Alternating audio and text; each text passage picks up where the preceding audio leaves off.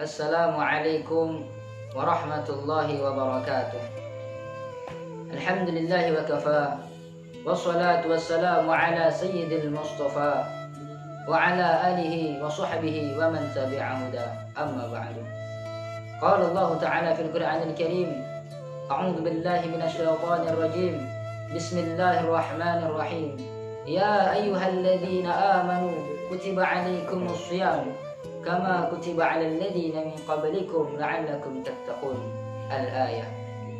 Pemirsa yang budiman dimanapun Anda berada, bulan Ramadan merupakan bulan yang penuh dengan kemuliaan, bulan yang di dalamnya terdapat ampunan-ampunan dari Allah Subhanahu wa Ta'ala. Maka bagi siapa saja yang berpuasa di dalam bulan Ramadan dengan penuh keimanan dan ketaatan kepada Allah, akan mendapatkan ampunan dari Allah Subhanahu wa Ta'ala. Sebagaimana yang disabdakan oleh baginda Nabi Muhammad sallallahu alaihi wasallam, "Man shoma Ramadan imanan wa ihtisaban, ghufir lahu ma taqaddama min dzambih."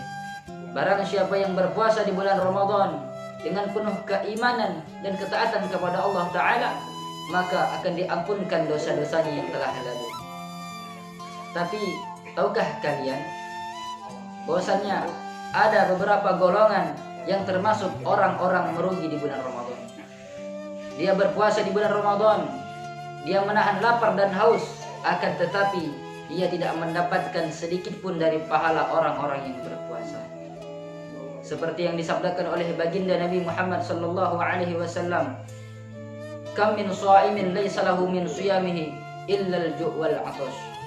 Berapa banyak daripada orang yang berpuasa di bulan Ramadan, tetapi ia tidak mendapatkan pahala dari puasanya tersebut, melainkan hanya mendapatkan rasa lapar dan haus saja.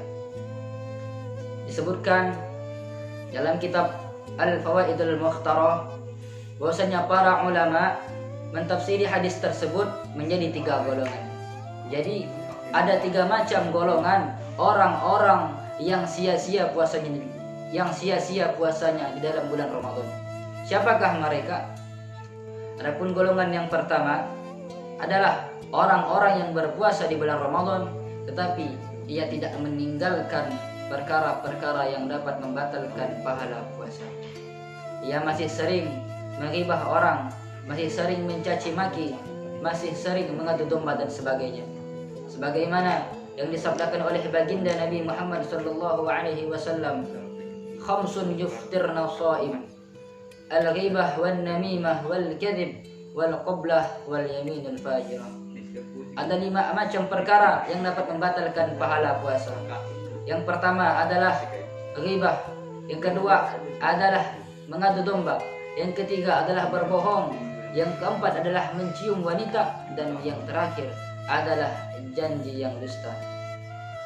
Ibadallah. Dan adapun golongan yang kedua adalah orang-orang yang berpuasa di bulan Ramadan, akan tetapi ia berpuasa dalam keadaan riya kepada Allah Subhanahu wa Ta'ala.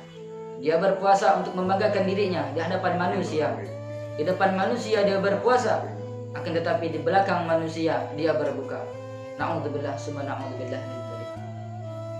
Dan adapun golongan yang ketiga adalah orang-orang yang berpuasa di bulan Ramadan, akan tetapi ia berbuka dengan sesuatu yang diharamkan oleh Allah Subhanahu wa Ta'ala.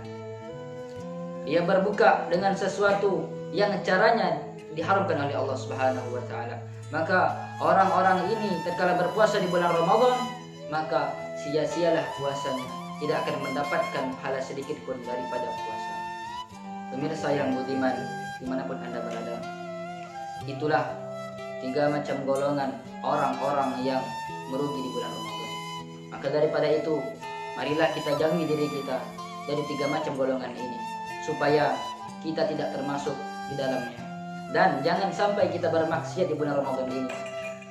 Karena diceritakan bahwasannya kelak baginda Nabi Muhammad sallallahu alaihi wasallam akan melintasi orang-orang yang disiksa oleh malaikat sebelum neraka. Dan dia adalah umatnya baginda Nabi Muhammad. Tatkala orang itu melihat baginda Nabi Muhammad, maka orang itu pun langsung menyampiri Nabi Muhammad dan berkata, "Syafi'ni ya Rasulullah." wahai Rasul, berikan aku syafaat. Maka dengan kasih sayangnya Rasulullah kepada umatnya, beliau mengangkat tangan hendak memberi syafaat kepada orang tersebut. Tatkala beliau ingin berdoa, malaikat yang tadi menyiksa orang tersebut pun mengatakan, ya Rasulullah, inna khasmahu Ramadan.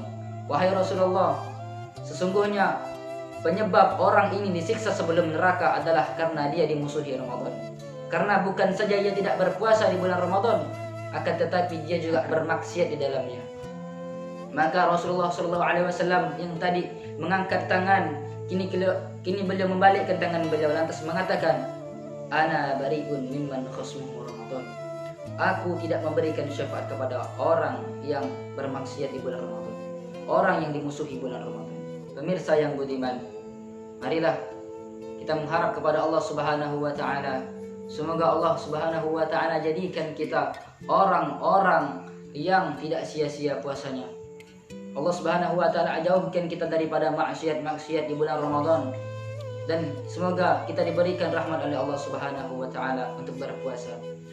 Dan semoga Allah Subhanahu wa taala menjadikan puasa kita pada tahun ini puasa yang terbaik. Amin Allahumma amin. Mungkin hanya ini yang dapat Al-Fakir sampaikan kepada antum sekalian. Semoga bermanfaat. Akhirul kalam. Wassalamualaikum warahmatullahi wabarakatuh.